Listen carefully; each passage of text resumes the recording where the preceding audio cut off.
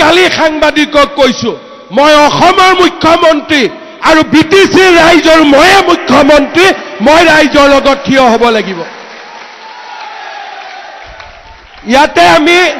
ইয়াতে আমি কাকো ঠিকা দিয়া নাই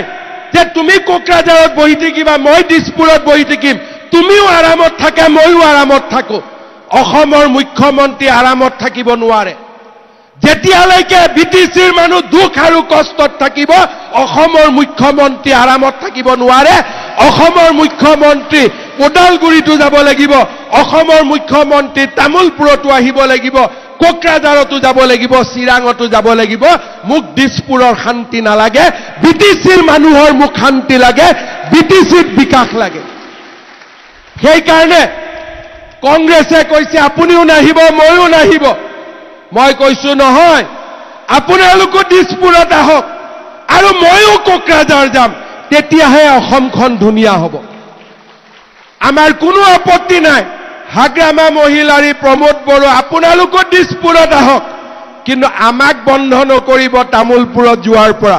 আমাক বন্ধ নকৰিব ওদালগুৰিত যোৱাৰ পৰা আমাক বন্ধ নকৰিব বাক্সাত যোৱাৰ পৰা আমাক বন্ধ নকৰিব চিৰাং আৰু কোকৰাঝাৰত যোৱাৰ পৰা কাৰণ মোৰ বিজেপিৰ কাৰ্যকৰ্তা বিটিচিটো আছে মোৰ যদি বিটিচিৰ কাৰ্যকৰ্তা কান্দি থাকে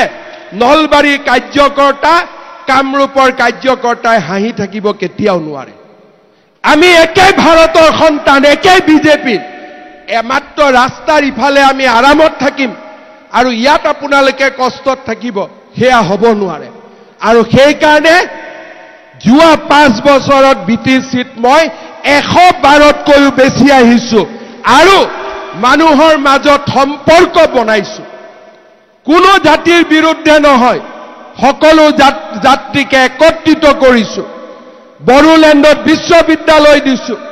কোকৰাঝাৰত বিশ্ববিদ্যালয় দিছো তামুলপুৰত মেডিকেল কলেজ দলঙৰ ওপৰত ৰাস্তা গুডউইল মিছন সকলো জাতি উপজাতিক আমি একত্ৰিত কৰিছো আৰু বিটিচিক এক শান্তিৰ দ্বীপলৈ আমি আজি ৰূপান্তৰ কৰিছো এয়া আমাৰ সফলতা